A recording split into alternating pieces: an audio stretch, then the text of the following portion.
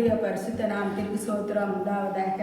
இன்றைய வார்த்தையானது அப்போஸ்தலர் 3ஆம் அதிகாரம் 6ஆம் வசனத்தை பார்க்கும் பொழுது, அப்பொழுது பேதுரு, வெள்ளியும் பொன்னும் என்னிடத்தில் இல்லை, என்னிடத்தில் உள்ளதை உனக்கு தருகிறேன், நசரேயனாகிய இயேசு கிறிஸ்துவின் நாமத்தினாலே நீ எழுந்து நட என்று வாசிக்கிறோம். நாம் பேதுருவை குறித்து பார்க்கும் பொழுது ஒரு தேவாலயத்துக்குள்ளாக பிரவேசிக்கும் போது ஒரு மனிதன் பிச்சை கேட்கிறார். அவரை நோக்கி சொல்கிறார், என்னிடத்திலே வெள்ளியும் இல்லை பொன்னும் இல்லை, என்னிடத்தில் உள்ளதை உனக்கு தருகிறேன் என்று. அவரிடத்தில் ஒன்றும் இல்லாத போதே எப்படி அவருக்கு பிச்சை கொடுக்க முடியும்? ஒன்றே ஒன்று அவரிடத்தில் இருந்தது, அதுதான் பரிசுத்த ஆவியானவர் இயேசு கிறிஸ்துவின் நாமம் அவரிடத்தில் நன்றாக இருந்து அறிந்து கொண்டார். பேதுரு ஆண்டவரோடு கூட இரவும் பகலுமாக ஐக்கியம் கொண்டிருந்த ஒரு அப்போஸ்தலராக நாம் காண்கிறோம். எனக்கு அன்பான தேவச்சனமே, நீங்களும் நானும் அவரோடு கூட ஐக்கியத்தில் இருப்போம் என்றால் நாமும் இப்படிப்பட்ட அற்புதங்களை இயேசு கிறிஸ்துவின் நாமத்தினாலே செய்ய முடியும். ஆண்டவரே சொல்லி இருக்கிறார், என்னிலும் பெரிய காரியங்களை நீங்கள் செய்வீர்கள் என்று. விசுவாசிக்கிறவர்களுக்கு எல்லாம் கூடும், தேவனால் கூடும். நாம் மனுஷரால் கூடாது என்றும், ஆனால் தேவனால் எல்லாம் கூடும்.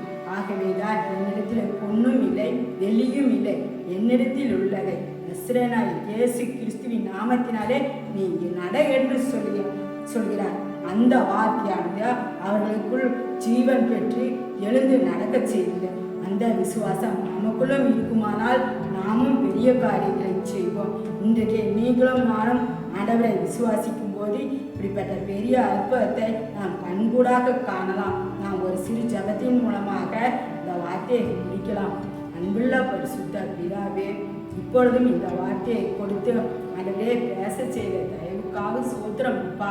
எசப்பா, கேட்கிற ஒவ்வொரு பிள்ளைகளுடைய இருதயத்தையும் ஆண்டவரே நீங்கள் சுத்திகரித்து எசப்பா, ஒவ்வொரு பிள்ளைகளும் இந்த வார்த்தையை விசுவாசித்து எசப்பா ஆண்டவரே இந்த வேத வார்த்தைகளை ஆண்டவரே இருக பிடித்து அப்பா எசப்பா உண்மை விசுவாசித்து எசப்பா நன்மையான கீழ்களை பெற்றுக்கொள்ளும்படியாக ஆண்டவரே கிருபை பாராட்டு அப்பா எசப்பா. ஒவ்வொரு பிள்ளைகளிடத்திலும் ஆண்டவரே இயேசு கிறிஸ்துவின் நாமம் விளங்கும்படியாக ஆண்டவரே செய்யுங்க எசப்பா.